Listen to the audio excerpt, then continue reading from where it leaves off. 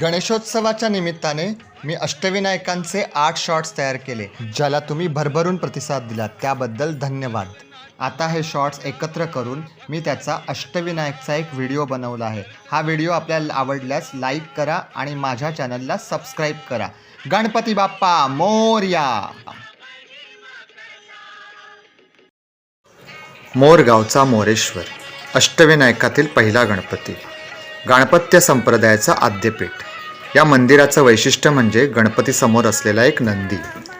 त्रेतायुगात सिंधू राक्षस आणि कमलासूर यांचा वध करण्यासाठी श्री महागणपतीने पार्वतीच्या उदरी जन्म घेतला आणि मयुरावर आरूढ होऊन या दोन्ही दैत्यांचा विनाश केला.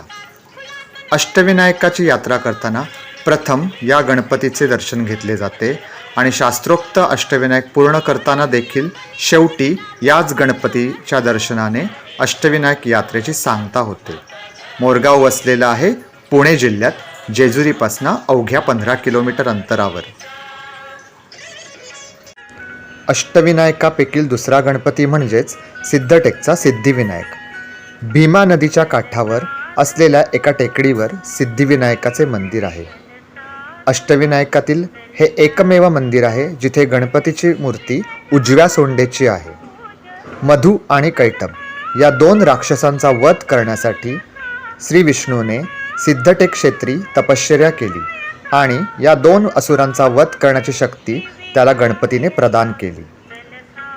हे मंदिर अहमदनगर जिल्ह्यात स्थित आहे. जवळचे महत्त्वाचे रेल्वे स्थानक आहे दौंड जंक्शन. पालीचा बल्लाळेश्वर अष्टविनायकापैकी 3रं स्थान.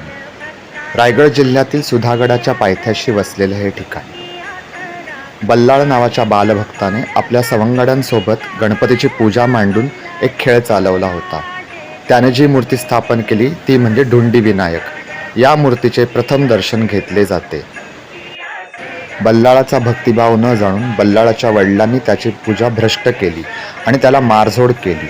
रक्तबंबाळ अवस्थेतील बल्लाळाने मग गणपतीचा धावा केला आणि गणपती प्रगट झाला एका ब्राह्मणाच्या रूपात.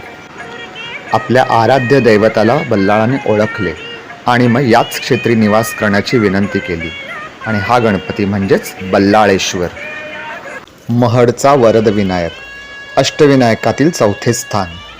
हे स्थान आहे रायगड जिल्ह्यामध्ये खोपोलीपासून जवळ. वाचकवनी ऋषींची पत्नी मुकुंदा हिचा राजा रुक्मानंदावर जीव जडला, परंतु ऋषीपत्नी असल्यामुळे रुक्मानंदाने तिला झिडकारले. इंद्राने रुक्मानंदाचे रूप घेऊन मुकुंदेची कामना पूर्ण केली आणि त्यातूनच जन्म झाला ऋषी गृत्समदाचा. गृत्समद हा वाचकवनींचा अनावरस पुत्र म्हणून इतर ऋषींनी त्याला झिडकारले व त्याचा अपमान केला. या अपमानाने व्यथित होऊन गृत्समदाने महड क्षेत्री श्री गणेशाची आराधना केली व गणेशाकडनं ब्रह्मज्ञान प्राप्त करून घेतले.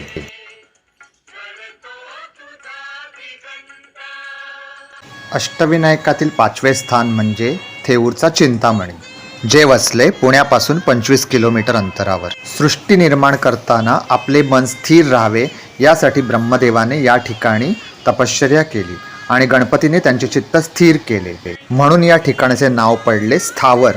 त्यावरूनच झाले थेऊर. गुणासुराने चोरलेले चिंतामणी रत्न कपिल ऋषींच्या विनंतीवरनं गणपतीने त्याच्याकडनं पुनश्च प्राप्त केले आणि आपल्या गळ्यात धारण केले, म्हणूनच गणपतीचे नाव पडले चिंतामणी.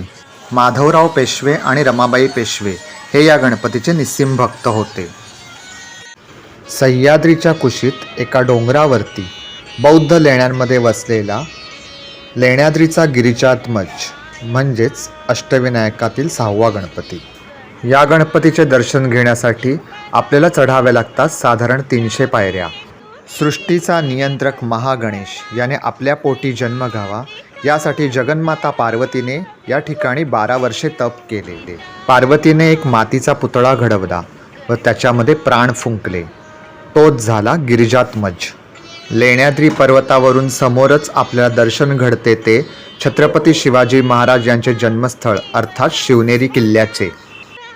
गणेशासोबतच आपल्याला इथे आजूबाजूला बौद्ध लेण्यांचेही दर्शन घडते. पुणे जिल्ह्यात ओझरमध्ये स्थित आहे विघ्नेश्वर मंदिर. हे मंदिर वसलेले आहे कुकडी नदीच्या तीरावर. राजा अभिनंदन याने त्रिलोकाधीश होण्यासाठी यज्ञसत्र सुरू केले. देवराज इंद्राने त्याचा यज्ञभंग करण्यासाठी विघ्नासुराची निर्मिती केली. विघ्नासुराने भूलोकावरील सर्वच देवकार्यांमध्ये अडथळा निर्माण करण्यास सुरुवात केली. त्यामुळे घाबरलेल्या भक्तांनी गणपतीचा धावा सुरू केला. गणपतीने मग येऊन विघ्नासुराशी युद्ध आरंभले. आपला पराजय अटळ आहे हे पाहून विघ्नासुराने शरणागती पत्करली आणि गणेशाला वचन दिले की जिथे जिथे तुमची पूजा होते त्या ठिकाणी मी विघ्न उत्पन्न करणार नाही. रांजणगावचा महागणपती पुणे जिल्ह्यातील अष्टविनायकाचे शेवटचे स्थान. त्रिपुरासुराने तपश्चर्या करून ब्रह्मदेवाचे वरदान प्राप्त करून घेतले. ब्रह्मदेवाने त्याला सोन्याचे, रुप्याचे आणि लोखंडाचे अशी 3 पुरे प्रदान केली आणि सांगितले, शंकर जेव्हा एकाच बाणाने या 3 पुरांचा नाश करेल त्यावेळेस तुझा मृत्यू होईल. ब्रह्मदेवाच्या वरदानामुळे त्रिपुरासूर मातला आणि त्रैलोक्यावर त्याने आपली सत्ता स्थापन केली. त्रस्त झालेल्या पृथ्वीवासियांनी आणि देवगणांनी मग शंकराची आराधना केली व शंकराला विनंती केली की लवकरात लवकर त्रिपुराचा नाश करावा. शंकराने त्रिपुरासुरासोबत युद्ध आरंभले, परंतु त्याला यश येईना. तेव्हा नारद मुनींच्या सूचनेवरनं शंकराने आपला पुत्र गणपतीचे आवाहन केले. दशमुख आणि 20 भुजाधारी गणपतीने प्रगट होऊन शंकराला विजय प्राप्त करून दिला.